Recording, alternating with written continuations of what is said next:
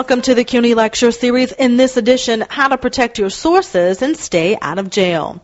Increasingly, journalists who promise source anonymity are being forced to face two options: break the bond of confidentiality or go to jail to protect the source. As part of a CUNY media conference panel, Indira Satyendra, a lawyer specializing in First Amendment cases for ABC Incorporated, and Sheryl McCarthy, a longtime columnist for Newsday and currently a distinguished lecturer in the journalism department at Queens College, explore the basics of what has become known as the reporter's privilege and whether recent court decisions have stripped away journalists' protections.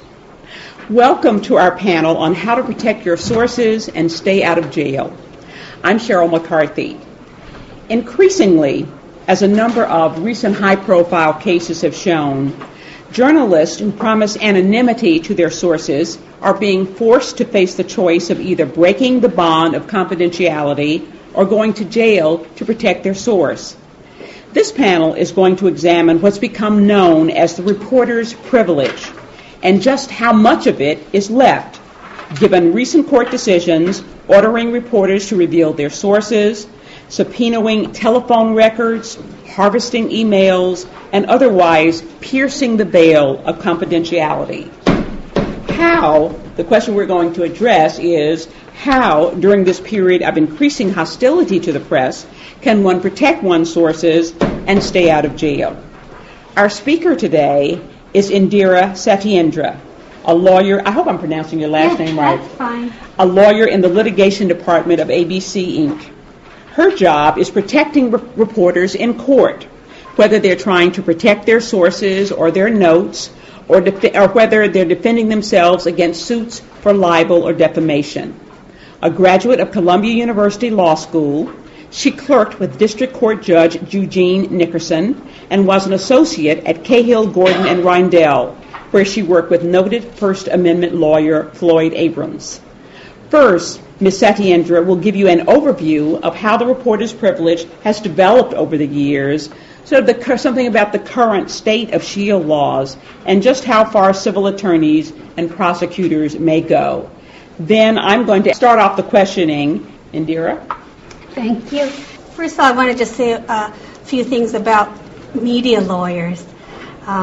We get a bad rap in newsrooms. If a lawyer enters a newsroom, reporters have the wrong impression of us. They say, oh no, here comes that damn lawyer he's going to mess up with my story, tell me what to write, tell me what not to write. And that's not the right attitude.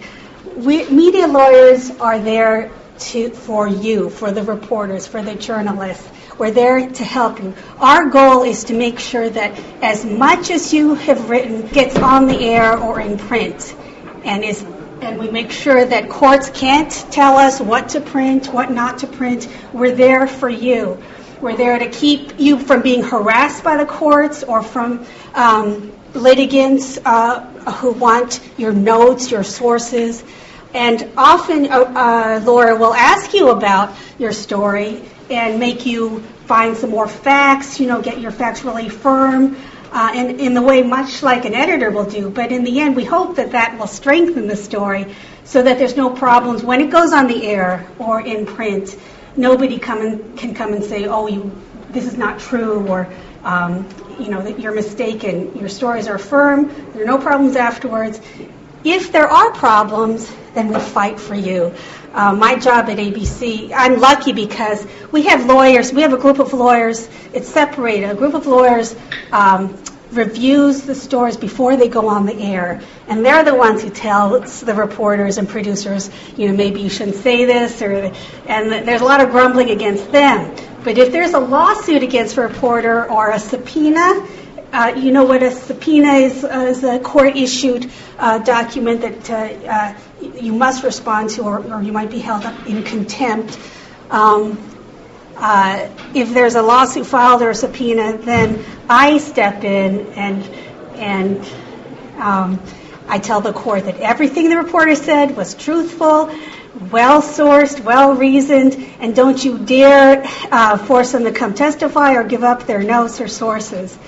And we will fight for you. So that's what media lawyers do. So it's good to work with them. Now, on this topic, I just want to introduce the talk with one story, a scary story. This reporter in Rhode Island, Jim Terrasani, just a couple of years ago, you may have heard of him. He had received a videotape from a source who wanted to remain confidential or anonymous, right? And the videotape showed one of the mayor's assistants taking a bribe. And so he reported on it, and this is what reporters do. Well, the court had ordered that videotape in the trial of the mayor himself, who later was in prison for 3 years for corruption and bribery. The judge in the case had ordered that all the tapes and records are sealed. So whoever leaked the information was in contempt of court, and he wanted to know who that was. And so he ordered the reporter to tell the court who was your source, and the reporter didn't. I mean, you have to protect your source. And he was found in contempt, and he was sentenced to jail. Now, Jim Terrasani had a heart condition, so he ended up serving his time in in-house arrest. But this was just a couple of years ago. It's very scary because the reporter was going to jail just for doing his job. And should that happen in our country? What can we do to make sure that doesn't happen? Are we at risk when you report on stories and use confidential sources, which you might have to sometime? Are you at risk for good? Will you have to? Are there legal protections? That's what I'll talk about in this talk. A reporter's sources are the one treasure he cannot live without. You're all budding journalists. You might be working journalists as you are going to school, and you think you're all really special. And you are. Why are you so special? Why are journalists so special in our society? One reason is it's in the Constitution. The First Amendment of the Constitution says, in part, Congress shall make no law abridging the freedom of speech or of the press. And the press is the only private institution mentioned in the whole of the Constitution. You're singled out. And why is that? The Founding Fathers knew that a robust, free, independent press is essential for democracy. You have to report on events, report on what officials are doing, wrongdoing, abuse of power, keep those in power accountable for what they do. That's the press's function, and it's constitutionally mandated. You have a constitutional mission, and that's why journalists are so special. It's basic to our democracy to have an informed citizenry. And if there are any laws or anything that hinders that freedom of the press, then we suffer. One thing that's also special about journalists is that you often report about things that are newsworthy. You're at the scene of a crime, an accident. You interview officials who might have been charged with wrongdoing. You have interview witnesses who might have come forward to talk to you. And so often the subjects of your reports end up in the courts, either in a criminal prosecution or a civil lawsuit if there's a car accident. Often what you do happens to go to court. And so often the courts, parties, litigants in court want to come to you because you were on the scene. You might have interview witnesses, you have notes, they want your videotape. And so there's really a flood of people who want your time and your stuff. And this is where the reporter's privilege comes in. And that is a privilege carved out by law. It's a protection for journalists so that they don't always have to just give up their notes or sources at the drop of a hat. And the law on this varies, and it's a little bit confusing, but what we mean by the reporter's privilege are various rules protecting journalists from being forced in legal and governmental proceedings to reveal confidential and other sources. And sometimes this also just protects your unpublished notes. Who's the most famous confidential source or anonymous source, do you think? Deep Throat, right? Watergate. You must know, I assume you're all familiar with Watergate. and Bob Woodward and Carl Bernstein. If you're not, go see the movie, All the President's Men. It's such a good movie, isn't it? For those of you who've seen it, it's just great. And or read the book, but the movie is great. And Deep Throat is the source, one of the sources for Bob Woodward, who guided him secretly so that he was able to put together the pieces that ultimately helped uncover the law-breaking and abuse of power in the Nixon White House and led to Nixon's resignation. This is a huge thing. For 3 decades, over 3 decades, Bob Woodward kept the identity of Deep Throat secret. And because of that, he was like a beacon to journalists and to sources. He's written many, many books, and he's done a lot of investigations, and he's been able to do that because sources know that he will keep their name private. And it was only recently when the source, Deep Throat himself, came forward. And do you all know who he was? Remember? Mark Felt. He was the deputy director of the FBI at the time in the Nixon administration. Only then did Bob Woodward talk about him. And that's written up in a very a wonderful book called Secret Man by Bob Woodward. It's really slim. It's a slim volume. It's probably out in paperback. And I would recommend it because it shows you how Woodward developed his source over the years and through this investigation, and why he thought it was important to keep the identity secret. But the privilege also protects, in some cases, material that's not received under the promise of confidentiality. Some people call it non-confidential material. We like to think of it as still confidential. You have your notes, you have videotape that you haven't used, in a broadcast. You've talked to people, you've got their comments on notes. So you didn't promise them confidentiality, but you don't want all that necessarily just given up to a court at the drop of a hat, right? And some laws will protect that too when we go to court to fight those off too. I'll just give you an example of one ABC story in which the privilege for unpublished or non-confidential material, news-gathering material, is also very important. And this is a case, I think it was 2004. ABC had a 7-part series called NYPD 24/7.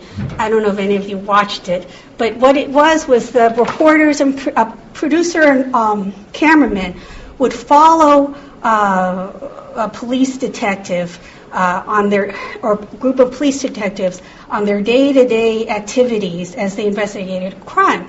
And this is, very interesting to the public because you can see the methods they use and how they track down leads. It's really fascinating. This one particular story had to do with the horrible killing and rape, torture, and killing of the student Ramona Ward. I don't know if some of you have heard of Ramona Ward. She was a student at Hunter College in her 20s, A student. She lived with her parents who were from Guyana, I think. And one day she was kidnapped on her way to school. She had a very steady schedule. Her parents knew exactly when she was coming and going. One day she was kidnapped by these two guys, Kason Pearson and Troy Hendricks, who held her in their house and tortured her for 4 days with, it was just horrible, with sawing her fingers off. It was just horrible. Torturing her with chains, raping her, just terrible. And then they ended up killing her and leaving her body under an ice cream truck, just in the same neighborhood. Her parents went to the police. They did nothing. They said, she just ran away with her boyfriend. They didn't really look for her until it was too late.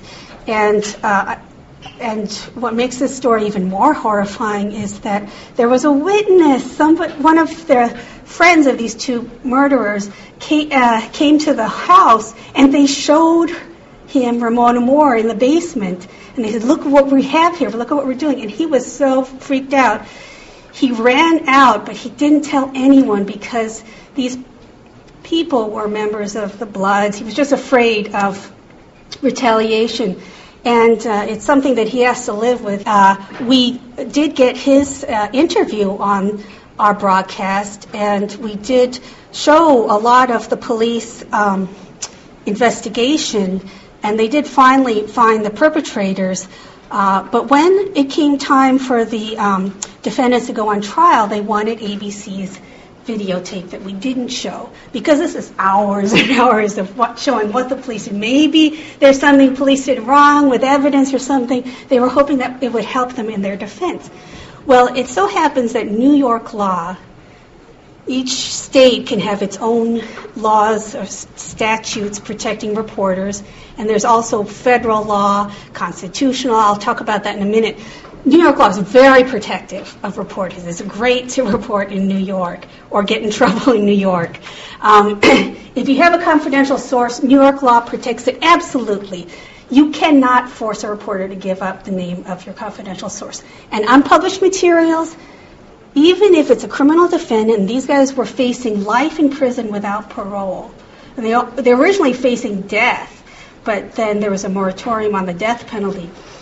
Even in that case, a criminal defendant has to show that he really needs this stuff before you can bother a news organization, search through their files for something that might help them. And they couldn't say what was in it. They just said, well, we think this will help us. And the judge, to his credit, said, no, there's no showing here. Under the law, you have to show that it's relevant to your defense, it's critical and necessary to your case. You can't mount a defense without it, and you can't get the same information from other sources. And they couldn't do any of that. So he denied them the videotape. But Indira, this was the videotape of the witness? Of the witness and the police investigation, everything that was not shown on the air. Okay. So the producers had been showing days and hours. We had about 100 hours of tape. It was of the videotape of the witness being interrogated by the police, or just of interviews with the police, and then the reporter was standing by taping this. That's true. And sometimes the reporter would interview the witness as well. And at this time, the witness identity had been revealed. Yes. So they didn't get the tape, but to show you what a burden it is to have to produce this stuff, I had to start looking at hundreds of hours of tapes. It made it through 24 hours just because we have to review everything before it goes out. The producer has to get ready in case they need to testify.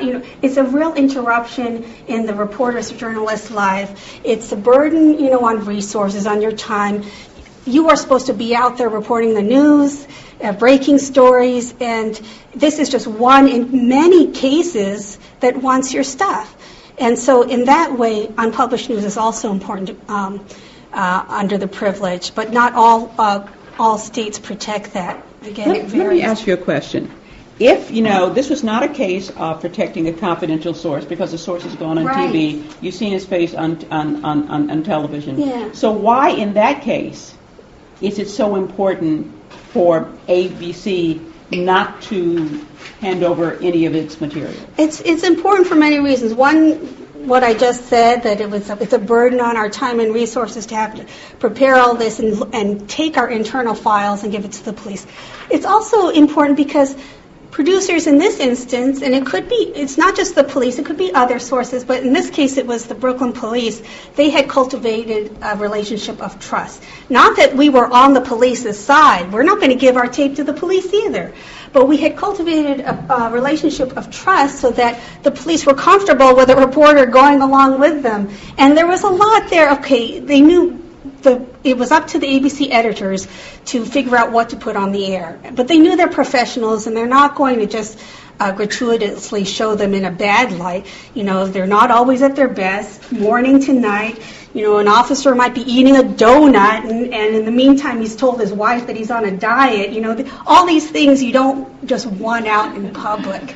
There's a lot of that. And it's if your sources, even if they're not confidential, think that as soon as you tape what they do or interview them, it goes right to a court, they're going to clam up or not want to give you the story. So ABC's position is, whenever the courts come after your reporter stuff, whether it's a confidential source or notes or whatever, your position is always you don't get it. You try to. That's it's correct. Not yours. That's correct. Or if you really need it, you have to show the court why. And so this is important. If somebody comes to you with a subpoena for your notes, or immediately tell your editors, tell your legal department, because there's very special ways to deal with it. And sometimes we can negotiate and just give the broadcast tape to them, or what was published. And that might be enough for them. But Has there been, otherwise, can you tell me about a case where you did give over something? I have never given over anything. All right. Well, in New York, it's very easy to win. But there are times, though, that ABC has had to, or other news organizations, and that's, of course, where justice demands, and the defendant has shown, or the prosecution, for example, if the defendant says, I interviewed, the camera was at the police station and they taped my confession, and I think it was coerced, and this is the only tape of it. A court might say this is essential to your defense. If you think, your confession was coerced, then, you deserve the videotape. But there has to be a showing in court. You don't just give it up. Or a prosecutor might say, well, when you interviewed the defendant, he admitted it, or she admitted to the crime. Well, a prosecutor has a vast array of investigative resources, and usually, the courts demand that they first go out and find their own witnesses and don't bother the media organizations and rifle through their files first, and only when they cannot put together a case without that tape is that allowed. Let me ask you about another famous case, and this is the case of Wen Ho Lee, the nuclear scientist. I think he worked at Los Alamos lab, who was accused of stealing confidential information about nuclear secrets and selling them to the Chinese government. This guy was put in jail, I think, for over a year, and all of these terribly defamatory stories are being written about, what this guy was alleged to have been doing. And his attorneys tried to find out, and all of this stuff most of the stuff turned out to be incorrect. He was not leaking scientific information to the Chinese, and his lawyers are trying to find out who is leaking this stuff this erroneous stuff to the press. Is that a case? And how does somebody like that fight all of these stories if you can't find out who's spreading it? Is that a case in your view that argues for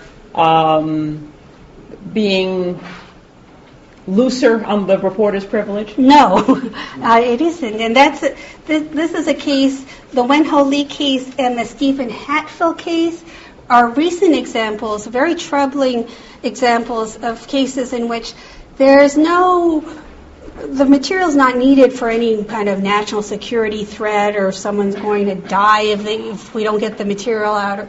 It's a civil litigant who's suing the government, wants to know who in the government leaked their name to the press or told the press that they were being under investigation, when it turned out they were never charged.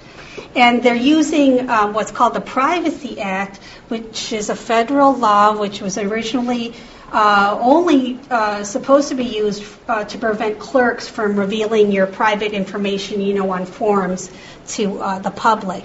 And it's even in those cases, I think it's very important not to haul the reporters into jail for this again, because the courts really should weigh the reason the litigant is asking for this material against the value of having a free and independent and robust press. I think in those instances, it's not sufficient just because the litigant is suing the government for damages for this kind of defamation, when the reporters are just doing their job and reporting truthful information that they got from the government. I don't think in those cases there should be any loosening of the standards either. Okay. Now, why have the reporter's privilege? Again, it's to encourage people to provide useful and important information to journalists without fear of being retaliated against, if it's something that they see wrongdoing in their companies, maybe some products that are being made in unsafe ways. They don't want to tell their boss. What if they get fired? Or their colleagues, their friends might shun them. They might not want to speak publicly on the record. Now, of course, your editors will tell you just about everything should be on the record, right? I mean, you really have a vast array of sources to do your news gathering. You have court files, you have all kinds of ways to get your facts. But there are some times when you might have to rely on a confidential source because they won't speak otherwise. And there's important information that's important to the public interest that needs to get out and won't get reported without keeping this source's identity secret. It's not a special privilege for the media, but a bipartisan principle of democracy. It protects the public by encouraging people to talk to the press, enables the press to play the watchdog role for the public. It's really, the media also doesn't do a good job, I think, of letting the public actually know what it does for them. I mean, the journalists are there largely and in their constitutional role for the public.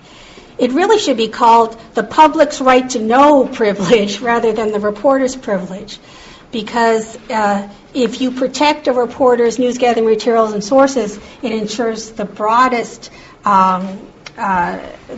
reporting of information again to the public so that they can make informed decisions in their democracy. How do reporters use confidential sources? Often it's essential to cover sensitive news stories and news stories about powerful institutions. Locally, nationally, internationally. It's not just the huge stories like Watergate, but also local stories like we had on our local news broadcast. Someone who didn't want her picture or name on the air, but she told us that, somebody at the DMV a guard is selling answers to the driving tests. Come look. And so our reporter came, Tappy Phillips came with the hidden camera and caught him in the act, giving little signals with his hands to people while they were taking the test. And this is a local story, but it's very important. We don't want people driving on the streets who haven't passed their tests, and so he got caught. But the most famous ones, of course, we've talked about Watergate, the Iran-Contra arms for hostages deal, the Abu Ghraib prison abuses. That came initially from sources in the Army who sent the pictures to news organizations and wanted their identities kept secret. You might have heard recently of the Dana Priest Ann Hull story in the Washington Post about the conditions at Walter Reed Hospital. Often, there's a feeling that, the press is sort of in an adversarial relationship with the government. The press often helps the government. Senator Schumer was saying, we need to know about this. And we wouldn't have known about the Walter Reed conditions. We didn't, unfortunately, they didn't go investigate themselves. The reporters brought this out to us. We need to know. The NSA's secret wiretapping of domestic and international phone calls. The Congress was taken aback. What's this? Nobody told us about this. And it's because of confidential sources who don't want to come forward that these stories have come out, and they actually helped the government and the people and who represent the people to know about how our war is conducted, how our soldiers are treated. If you only report on the basis of government press releases, we'll only know a one-dimensional side of the story, right?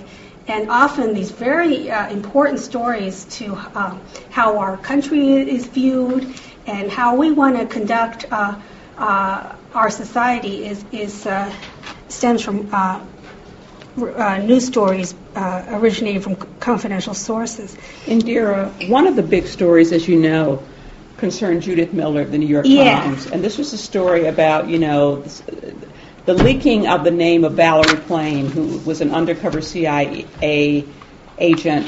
And it was leaked because her husband had contradicted the Bush administration's claims that there were some, Right. I don't know, Well, something it was nice. originated, right, when the president in his State of the Union speech mentioned that the British government had learned that Niger had sold uranium to Iraq so that Iraq could build nuclear weapons. And Joseph Wilson, who had been ambassador, went to check this out at the behest. We're not sure who sent him. It might have been the vice president's office, but he went to check this out. And he wrote an op-ed saying, wait a sec, they didn't do that. That's wrong. And the administration apparently got mad that this was undercutting something that they said. And leaked his wife's name. Right, and said, well, somebody cover. leaked his wife's name, saying, well, his wife told us to send him, and she's really an undercover CIA agent named Valerie Plame. Now, this leaking of her name could have been a crime in itself, to leak an undercover CIA agent's name. And I guess the big question that I never understood, and I'm sure that other people didn't quite understand, was Judith Miller of the New York Times, who never wrote Valerie Plame's name, never revealed her name in any of her stories, Right. Was subpoenaed on this story, refused to give her notes, I think spent 85 days in jail, whereas the reporter who did reveal Valerie Plame's name in his column, Robert Novak, nothing ever happened to him. I mean, do you know why Miller was singled out and Novak was not? Or I mean, this is the kind of thing. Have you all heard of this Judith Miller story? I mean, it was big in the news, and it's the kind of story that, when we hear the name Judith Miller or Valerie Plame, the media lawyers just want to run in the opposite direction because it's just so complicated. But for whatever reason, the special prosecutor, Patrick Fitzgerald, wanted Judith Miller to say to the grand jury that Scooter Libby, her source, told her about this. And it could be because he was building a case against Scooter Libby, not for leaking the name, but for lying to the grand jury and obstructing justice in this search for who the leaker was. And it could be, if Robert Novak's source was maybe Richard Armitage or somebody else, maybe they didn't lie to the grand jury. I don't know if Robert Novak actually told the name of his source. Maybe they already knew that from other sources, so they didn't get into trouble. Now, Judith Miller is very, very adamant about not revealing the name of her source, and she did go to jail, which is just, I think, unconscionable in our country, because what was at stake here, again, there really a national security threat here. They didn't even charge anybody with the crime of leaking Valerie Plame's name. It was really a special prosecutor's investigation which resulted in just the charge of obstruction of justice against Scooter Libby, who was sentenced to 2.5 years, which was later commuted by President Bush. So again, although it's important to get evidence in grand jury proceedings, did they really need to jail Judith Miller to do that? And especially when she didn't write anything, and it appears that they already knew that her source was Scooter Libby. So it's a very confusing case. It does underscore the need, and I guess we'll have to hurry along a little bit. It does underscore the need to have some kind of federal protection for reporters. And that is going on now. One outcome of the Judith Miller case is that Congress sees that there's no federal law. There are a lot of state laws that protect reporters. There's no federal law protecting reporters in court, and they're drafting them. And actually, a bill has passed the Senate and also the House that would give reporters protection for confidential sources and, in some case, unpublished news as a matter of law. And that's one good result out of this. Why do you think the states and Congress want to give the press these protections at a time when the press is always getting a bad rap? that's really when they should come to bat for the press. And, that's one of the reasons that we have these kinds of talks, so that the public is informed about the reasons behind the protections. Again, the whole democratic function of the press. Without an informed public that gets its news from an independent press, we can't function in our democracy. And it's surprising that there are those who are against this, but a lot of even prosecutors like Ted Olson have supported the press because, when you're reporting, often criminals might come forward, or witnesses that gives rise to criminal prosecution. Often good evidence comes out through the press that you publish, and it helps out prosecutors. And again, we talked about how independent reporting helps out Congress because it's a very scary atmosphere right now. For whatever reason, there's more and more classified information. There's more and more secrets. It's not always the case, that these secrets are bona fide national security secrets. A case you might have heard a long time ago, the Pentagon Papers. Have you heard of that? It's a famous case where the Nixon administration tried to stop the New York Times and the Washington Post from publishing the Pentagon Papers, which were leaked by someone to the press, by Daniel Ellsberg, and it showed the Defense Department's history of America's involvement in the Vietnam War. And the government said to the courts, don't let them publish that. This is national security information. The public shouldn't see this. And the court looked at it and said, there's nothing secret here. This is all history. What are you talking about? Often these claims of being secret or classified have to be tested and pushed, and often it's the reporters who do that. Now, that doesn't mean that you report willy-nilly on everything, and I think that that's where, responsible reporting, where your editors come in, professional journalists, often do withhold stories if it really will harm the national interest, show where troops are, that kind of thing. The New York Times has in the past held stories because the government has made a case that this would harm the national interest. But are you going to take the government's word for it? I don't think reporters can or should. Are there things that you recommend that your reporters do in order to protect themselves? For instance, do you ever tell them, well, the story has aired now, destroy your notes? Is that something that you would ever... No. Oh, well, no. Yeah, there are certain things you might have to do.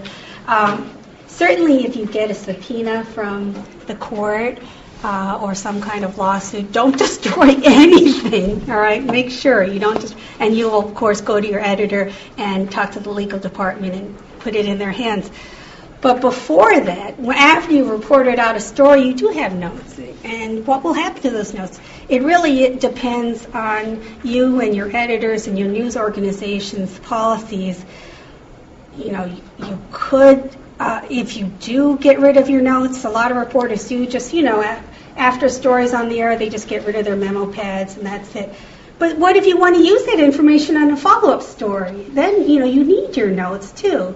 Or sometimes if someone sues you for defamation, if they say what you said is not true and you had no basis to say that about me, sometimes those notes are helpful because it shows that you did ask the proper people and it shows the basis for your truthful reporting. So it's a little, it's hard to know what to do with those notes. One thing that some news organizations are considering is that, if they can't get to your sources, there have been cases where the prosecutor will try to subpoena your phone records and look and see who you've been talking to. And in that case, there might be technical ways to show, to mask numbers going in and out of your news organization. Worst comes to worst, you might have to rely on one of those cell phones you just buy on the street. But then, how do your sources know where to call you? It's very difficult. And these things have to be, thought about. Often, because sometimes it's not only you who are at risk, but your company. Some companies want you to keep your notes and emails separately, not on a company computer, because if you decide to fight a subpoena and not identify your source or give up your notes, and your company backs you up, they can also be fined. They can be held in contempt. Time Inc. Decided in the Judith Miller case to actually turn over the notes of Matt Cooper's notes on his sources, and that was a really controversial decision. But, the company is facing contempt charges. This might affect government licenses to the company. It has all kinds of other ramifications where a company is concerned, so it's a difficult decision. This is obviously a thorny issue, and it's probably going to get thornier. I hope that it won't keep those of you who are journalists or future journalists from reporting good stories, getting confident sources to talk to you confidentially, and I hope you'll all be able to stay out of jail. And I want to thank Indira for her really interesting presentation. Enjoy the rest of the time. You've been listening to the CUNY Lecture Series. For more, visit CUNY Radio online at cuny.edu/radio. The CUNY Lecture Series is a production of the Office of University Relations.